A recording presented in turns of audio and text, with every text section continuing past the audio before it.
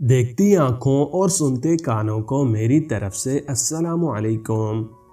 किसी भी खातून का जब हमल ठहरता है तो सबसे पहली चीज़ ये होती है कि इसको मुफ्त मशवरे मिलना शुरू हो जाते हैं। सब अपने अपने तजर्बे बयान करने लगते हैं और इनकी रोशनी में मुख्तलिफ नसीहतें भी की जाती हैं। कुछ ऐसे वहम या तोहमात भी हैं जिनका हकीकत से दूर दूर तक भी कोई वास्ता नहीं, लेकिन वो बरसों और नस्लों से चली हुई बातें हैं जिनकी मेडिकल साइंस में कोई तोजी नहीं मिलती, लेकिन चूंकि वो हमारी अमाएँ या नानियाँ या दादियाँ कहती हैं, इसलिए इन पर यकीन भी करना होता है और बात भी माननी पड़ती है। यहाँ हम कुछ ऐसे ही ओहाम की बात करेंगे जो हमला माओ को जिनका सामना करना पड़ता है। इनकी हकीकत क्या है, आइए जानते हैं। हमल के इस दौरानिए में अक्सर माओ को एसिडिटी की शिकायत हो जाती है, जिसकी वजह से सीने में जलन और तकलीफ रहती है। हमारे यहाँ इसके लिए कहा जाता है कि बच्चे के बाल मैदे के मुंह पर आते हैं और घने बाल हैं, इसलिए माँ के सीने में जलन होती है, लेकिन साइंस इसकी तस्दीक नहीं करती। सिर्फ ये पता चला कि कुछ ख़वातीन जिन्होंने सीने में जलन की शिकायत की, इनके बच्चों के बालों की शरह थोड़ी ज़्यादा थी। माहिरीन के ख्याल में दौरान हमल हार्मोन्स बालों की नशोनुमा और ग़िज़ाई नाली के मसल्स को डिस्टर्ब करते हैं और यही इसकी वजह हो सकती है। बेटा होगा या बेटी, जिन्स की पेशन गोई से मुतल्लिक भी अलग अलग तरीक़ाकार होता है।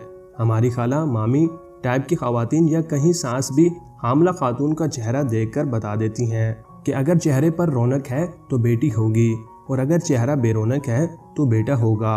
या पेट का शेप ऐसा है तो ये होगा और पेट का शेप वैसा है तो वो होगा, जबकि ऐसा कुछ नहीं होता। अल्लाह ताला जल्ले जलालहू जो चाहे वही होता है। इन पेशन गोइयों से कोई फ़ायदा नहीं होता, अक्सर ये गलत ही निकलती हैं। हामला खातून की ग़िज़ा। हामला खातून की ग़िज़ा पर सबकी बहुत नज़र होती है। वो खट्टा खा रही है या मीठा, ज़्यादा खा रही है या कम, इसका उठना बैठना हर चीज़ पर लोगों की नज़र होती है। हामला खातून को कहा जाता है कि वो डबल खाना खाए क्योंकि इसे बच्चे को भी ग़िज़ा पहुँचानी है। इस सिलसिले में ज़बरदस्ती भी की जा रही होती है, लेकिन ये गलत है। हामला खातून को ज़्यादा खुराक की ज़रूरत तो होती है, लेकिन ऐसा बिल्कुल नहीं होना चाहिए कि डबल खुराक एक ही वक्त में ठुनसा दी जाए, बल्कि थोड़ा थोड़ा लेकिन वक्फे वक्फे से खाना खिलाना चाहिए ताकि हज़म हो सके। दौरान हमल सिर्फ आराम किया जाए। अक्सर ख़वातीन इस बात पर ज़ोर देती हैं कि दौरान हमल सिर्फ आराम किया जाए, कम से कम काम किया जाए। ख़ासकर वो माएँ जिनकी बेटियाँ हमल से हों, वो चाहती हैं कि बेटी सिर्फ बिस्तर पर बैठी रहे, जबकि ये इंतहाई गलत है। हमल के दौरान आप जितना एक्टिव रहेंगी इतनी ही आसानी से डिलीवरी होगी, क्योंकि आपकी बच्चादानी के मसल्स हरकत में रहेंगे। हल्की फुल्की वर्जिश भी डॉक्टर के मशवरे से की जा सकती है। बेटा होगा तो क्या और मतली होगी। कुछ लोगों का कहना होता है कि अगर किसी के यहाँ बेटा है तो इसको क्या यह मतली होती रहेगी, और बेटी है तो ऐसा भी नहीं है। ये कंडीशन मॉर्निंग सिकनेस है जो किसी भी हामला खातून को हो सकती है, और ये सुबह भी हो सकती है और कुछ खाने के बाद भी हो सकती है।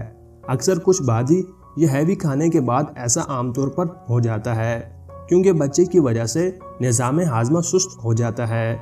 चाय या काफ़ी बच्चे के लिए नुकसानदाह है। दौरान हमल चाय या काफ़ी पीने से बच्चा काला होगा, ऐसा भी नहीं, लेकिन ज़्यादा चाय या कॉफ़ी या कैफ़ीन की मिकदार से गुरेज करना चाहिए। ये 200 मिलीग्राम से कम होनी चाहिए। एक बार ऑपरेशन हो जाए तो फिर नॉर्मल डिलीवरी मुमकिन नहीं। ये भी एक गलत फहमी है कि अगर एक दफ़ा ऑपरेशन हो गया तो फिर नॉर्मल डिलीवरी तो मुमकिन ही नहीं, जबकि इसका इन्हिसार मुख्तलिफ सूरतों और कंडीशंस पर होता है। बाज़ औक़ात जिस्म की साख्त की वजह से नॉर्मल डिलीवरी मुमकिन नहीं होती, या कभी किसी हादसे की सूरत में ऑपरेशन की नौबत आ जाए तो आइंदा ज़रूरी नहीं कि ऑपरेशन ही हो।